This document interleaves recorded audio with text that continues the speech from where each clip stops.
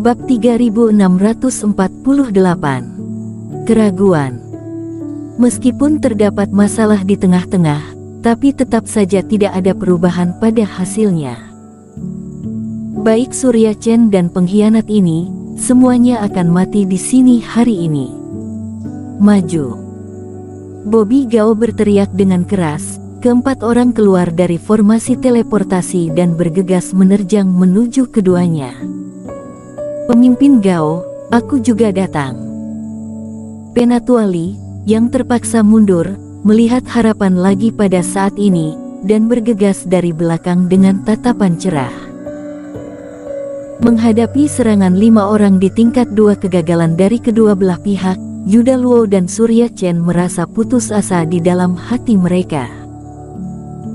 Pada saat ini, terdapat kultivator 2 kegagalan termasuk Bobby Gao dan yang lain yang menerjang ke depan. Selain itu Penatua Li juga muncul.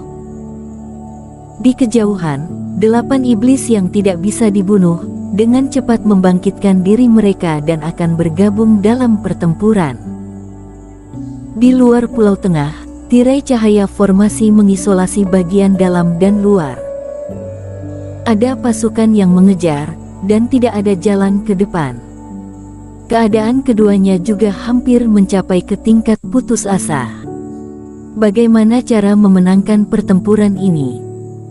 Mereka bahkan tidak bisa memikirkan kemungkinan untuk memenangkan pertempuran ini. Bahkan jika mereka melenyapkan 8 iblis pada saat ini, tetap tidak ada harapan untuk menang sama sekali. Kecuali Erikin, yang menatap langit, yang semakin bingung, raut wajah semua orang sepucat kertas. Aku merasa tidak terima dengan hal ini. Surya Chen dan Yuda Luo meraung di dalam hati mereka, sambil menggertakkan gigi. Jelas, beberapa orang telah mengorbankan segalanya dan telah bekerja keras hingga titik ekstrim. Jelas-jelas mereka sudah mencoba yang terbaik untuk memanfaatkan kesempatan terakhir, tetapi pada saat terakhir, keberuntungan berada di pihak Bobby Gao. Tuhan tidak adil. Mereka berdua sudah menghabiskan banyak reiki saat menerjang maju. Bobby Gao seorang saja sudah sulit untuk dihadapi, apalagi 4 orang. Tuan Qin, kita hanya bisa menjalani rencana terburuk.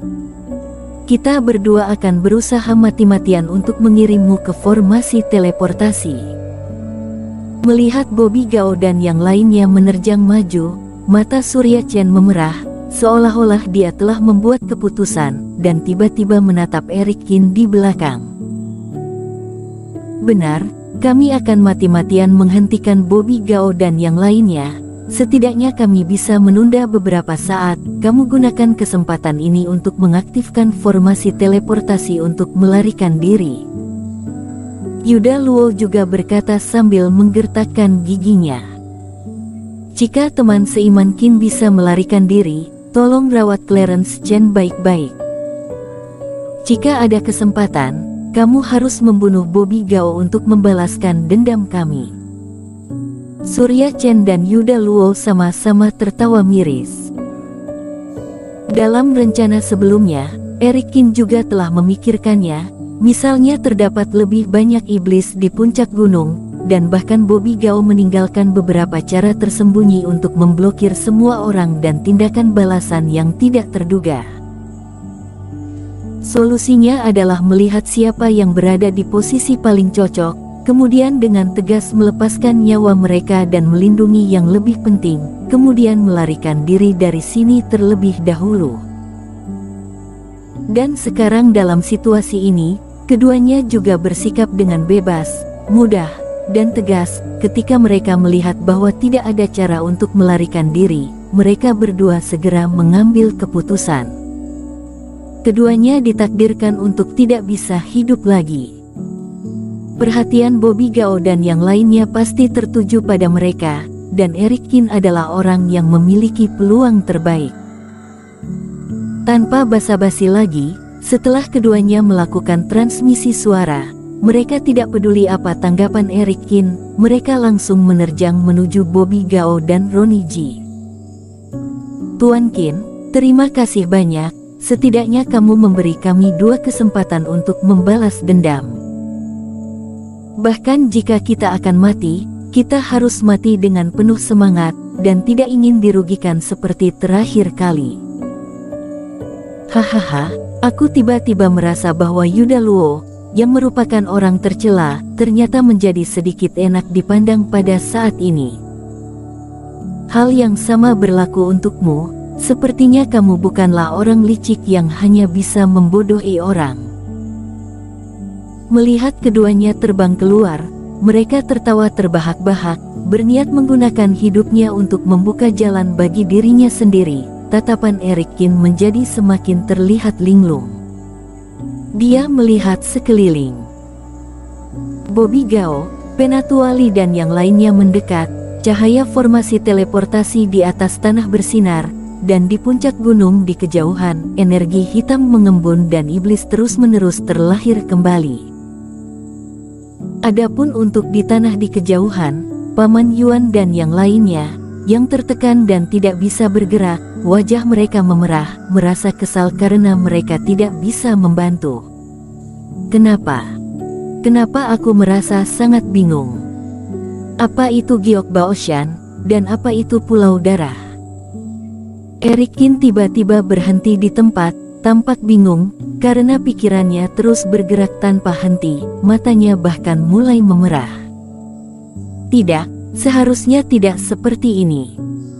Eric Kin, ada apa denganmu, apa yang salah? Melihat bahwa Eric Kin tidak bergerak, tetapi tiba-tiba menutup matanya dan bergumam, Iblis Fu tidak bisa menahan diri untuk berteriak dengan cemas.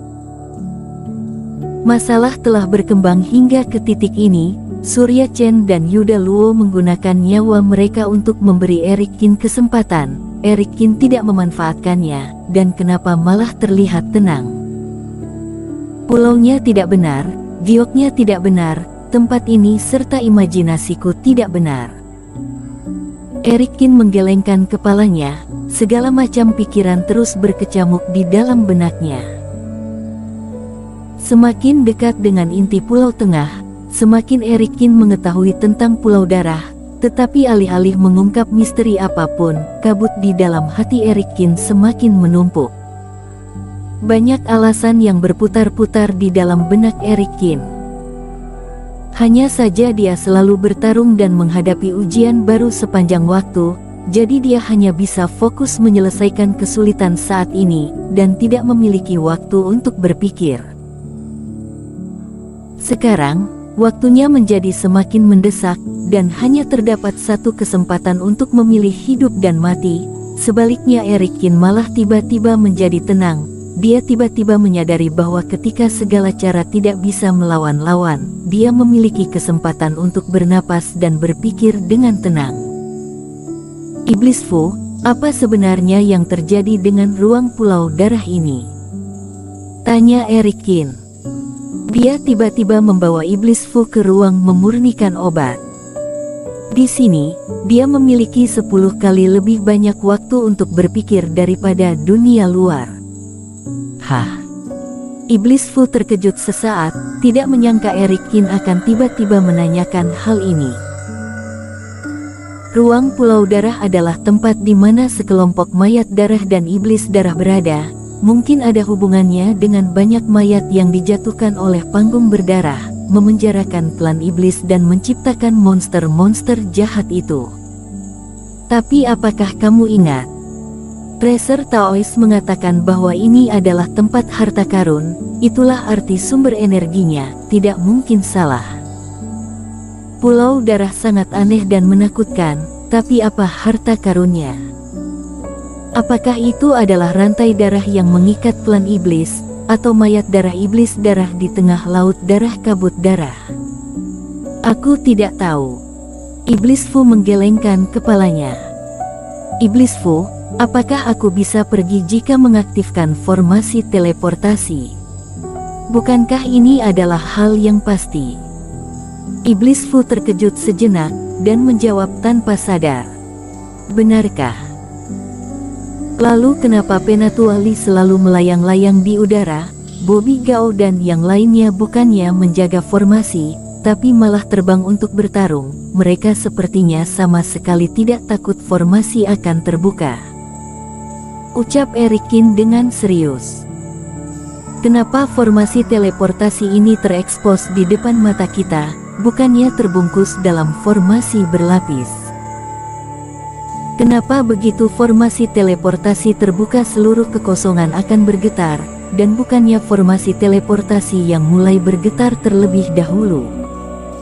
Eric Kin mengajukan 3 pertanyaan berturut-turut. Iblis Fu tercengang.